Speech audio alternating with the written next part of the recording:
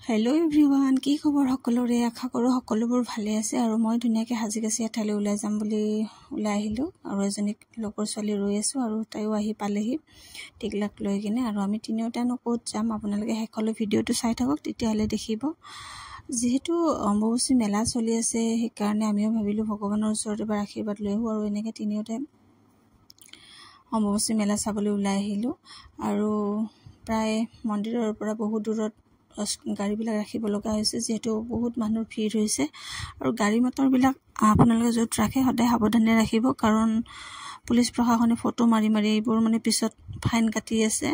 দেখিছোঁ বহুকেইখন গাড়ীৰ ফটো মাৰিছে। আৰু সেয়েহে আমিও গাড়ীখন খুব ধুনীয়াকৈ মানুহৰ ঘৰ তাত থৈ আহিলোঁ। আৰু এনেকৈ অম্বুবাচী মেলাৰ যাত্ৰালৈ আৰম্ভ কৰিছিলোঁ। আপোনালোকে ভিডিঅ'টোত দেখিছে চাগে, বহুত মানুহ বহুত মানুহ। আৰু যিহেতু আমি মেইন গেট পোৱাই নাই, মেইন গেট নোপোৱাৰ পৰাই এনেকৈ বিভিন্ন ধৰণৰ মানুহ। আৰু মেইন গেট পোৱাৰ আগে ইয়াত পুলিচ প্ৰশাসনে এটা নিয়ম বান্ধি দিছে যে যিবিলাকে চেণ্ডেল খুলি নথয় ইয়াত, তেওঁলোকক ভিতৰত সোমাব নিদিয়ে।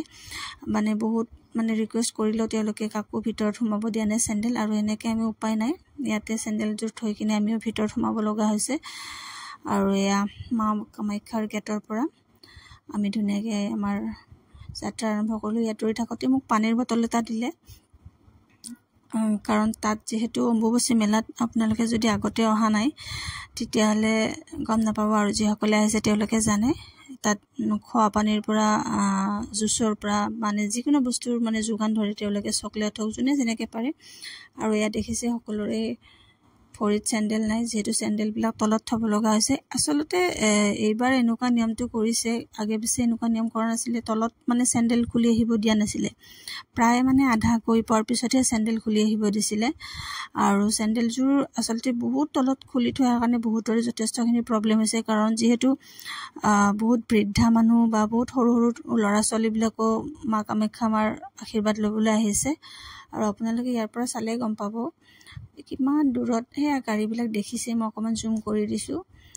আৰু তাৰ পৰা আমি খোজকাঢ়ি আহিছোঁ, গতিকে এনেকৈ অকণমান ৰৈ দিছোঁ। আৰু ৰৈ দি কিনে এটা সুন্দৰ পৰিৱেশৰ মাজত অকণমান জিৰাই এনেকৈ আকৌ খোজকাঢ়োঁ।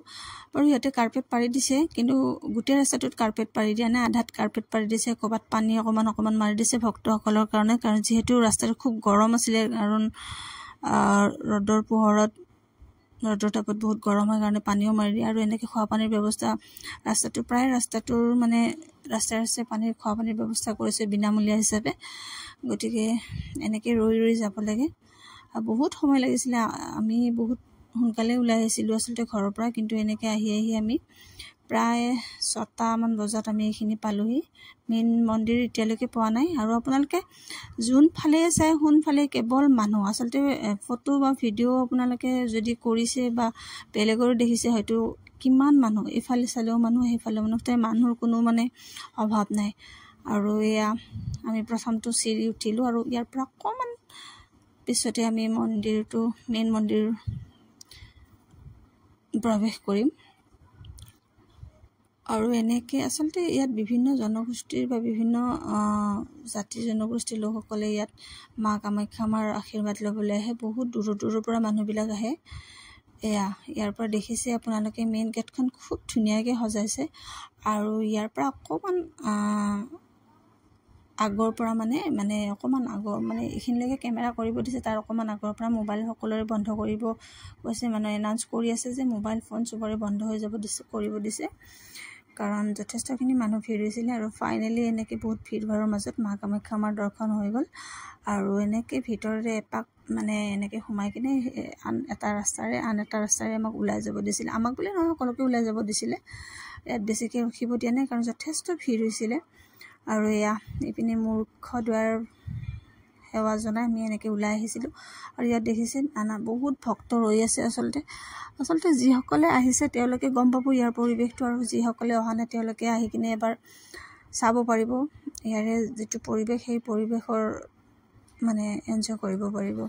আৰু বিশেষকৈ সৰু ল'ৰা ছোৱালীবিলাক নানাটোৱে বেছি ভাল হ'ব, কাৰণ যথেষ্ট মানুহ ভিৰ আৰু কষ্ট পাব ভাবোঁ। আৰু তথাপিও আপোনালোকৰ ইচ্ছা। আৰু এয়া আহি কিনে দেখিলোঁ কৃষ্ণ, মহাদেৱ, শিৱ, পাৰ্বতী, অকণমান আঁতৰত গৈ আৰু কালীমা। এনেকৈ তেওঁলোকৰ আচলতে এইটো এটা বিজনেছ হয়। এনেকৈ ভগৱানৰ ৰূপ লৈ তেওঁলোকে এনেকৈ ৰাস্তাত থিয় হৈ থাকে আৰু সকলোৱে যি পাৰে পইচা বা যিকোনো বস্তু এনেকৈ আগবঢ়াই। এয়া মহাদেৱ। আৰু এনেকৈ আমি মাক দৰ্শন কৰি এনেকৈ এটা ৰাস্তাৰে আমি এনেকৈ ওলাই আহিছিলোঁ। আৰু ওলাই আহি দেখিলোঁ আকৌ মানুহ মানে কি, য'ত যায় তাতেই মানুহ। আৰু দেখিছেনে, এইফালে আমি গৈ আছোঁ নহয়, সেইকাৰণে সেইটো ৰাস্তা বন্ধ কৰি দিছে, সেইফালৰ ৰাস্তাটো। তাৰমানে এইফালে আধা ৰাস্তা, আধা মানুহ যেতিয়া যোৱা হ'ব তেতিয়াহে সেইফালৰ আধা মানুহ সোমাব দিব, নহ'লে একেলগে গ'লে তাৰমানে বহুত ভিৰ হৈ যায় যে, সেইকাৰণে এনেকৈ আধা মানুহ ওলাই যাব দিয়ে, তাৰপিছত এনেকৈ ৰখাই থৈ দিয়ে, তাৰপিছত আধা মানুহ সোমাব দিয়ে। আচলতে বহুত দূৰৰ পৰা মানুহবিলাক আহিছে, যদিও গৰম, তথাপিও বিচনী লৈ হ'লেও আহিছে। আৰু এয়া ৰাতি হৈ গ'ল। আমি তাৰ পৰা ওলাই আহোঁতে আমাৰ এয়া প্ৰায় 8টা, 8:30 দৃশ্য। এয়া এইফালেৰে এনেকৈ ওলাই গৈ আছে আৰু আনফালে আৰু ৰখাই থৈ দিছে। আমি ঘৰৰ পৰা প্ৰায় 3:45 পৰা 45 মানত ওলাইছিলোঁ আৰু কামাখ্যা মাৰ গেট পাইছিলোঁ ঠিক 5 বজাৰ লগে লগে। আৰু 1.5 ঘণ্টামানৰ ভিতৰত আমি এইখিনি মাৰ দৰ্শন হৈছিলে। তাৰ পৰা আমি এনেকৈ 8টা, 8:30 এইখিনিতে বাজি গ'ল। আৰু দেখিছে আপোনালোকে কিমান মানুহ হৈছে। ইয়াৰ পৰা দেখিলেই গম পাব যে আপোনালোকে কিমানখিনি ভিৰ হ'ব পাৰে। সেইকাৰণে ল'ৰা ছোৱালীক নানিলে বেছি ভাল হোৱা যেন পাওঁ, কাৰণ বহুত কষ্ট পাব। আচলতে বহুত গৰম আৰু বহুত ভিৰ হৈছে আচলতে। আৰু ইয়াত যে আমি চেণ্ডেল এনেকৈ যাওঁতে খুলি থৈ গৈছিলোঁ, আহি কিনে এপাতো চেণ্ডেল বিচাৰি নাপালোঁ। সেইখিনি যোৱাৰে দৃশ্য আছিলে, মই অকণমান ভিডিঅ' কৰি থৈছিলোঁ। আৰু পুলিচে যে বিচাৰিব নিদিয়ে, পুলিচে একদম বিচাৰিব নিদিয়ে। যিসকলে এতিয়াও যোৱা নাই বা যাম বুলি ভাবি আছে, তেওঁলোকে খুব সাৱধানতা ৰাখি কিনে যাব আৰু চেণ্ডেল বা গাড়ী মটৰ ভালকৈ